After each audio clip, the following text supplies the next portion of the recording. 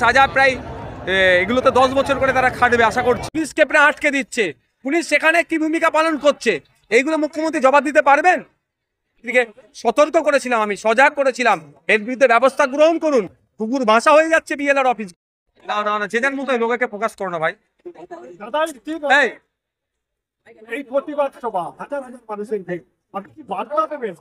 দেখুন, প্রথম কথা বার্তা কি দিয়েছি, আমরা বিচার ব্যবস্থার প্রতি ভরসা রাখি।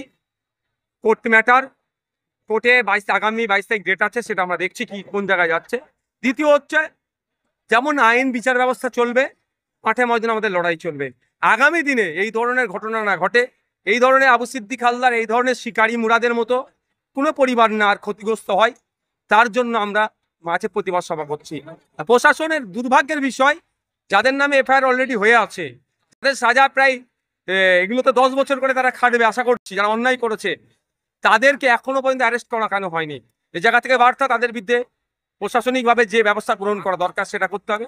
এবং সাথে সাথে আপনাদের জানিয়ে রাখি, 1,75,000 টাকা আর বেশ কিছু ভরি সোনা নিয়েছে, এখনো সেটা ফেরত দেয়নি, ফেরত দ্রুত দিতে হবে।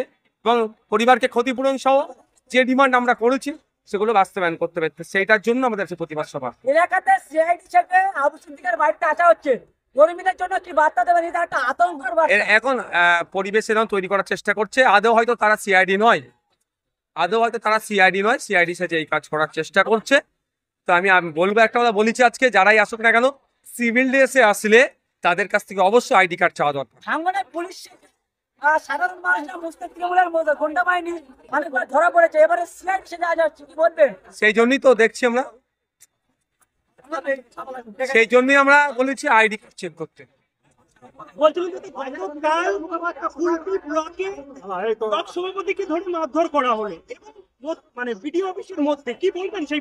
দেখুন, কে কাকে মেরেছে, কি এটা গোষ্ঠীদ্বন্দ্ব না বিরোধীরা মেরেছে, কোন বিষয়? দাদা একটা কথা, দেখা যাচ্ছে ইতিমধ্যে জমি মাফিয়া দালাল হিসাবে বিএলআরও এবং তৃণমূল, শুধু ভাঙন নয়, ম্যাক্সিমাম বিএলআর অফিসগুলোতে খোঁজ নিয়ে দেখুন, আর তৃণমূল কংগ্রেসের ব্লক স্তরের নেতারা এই কাজের সাথে যুক্ত।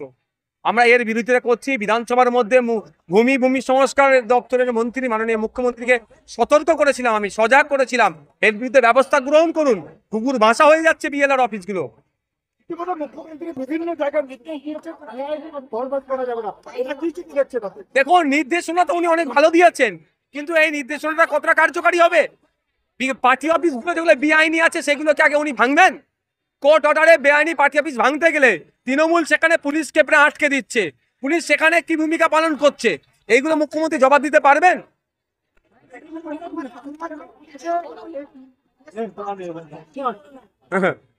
অনেক কিছু বলবে, যে কুণাল বাবুর কথায় উত্তর দেওয়া প্রয়োজন বোধ করছি না। চলো।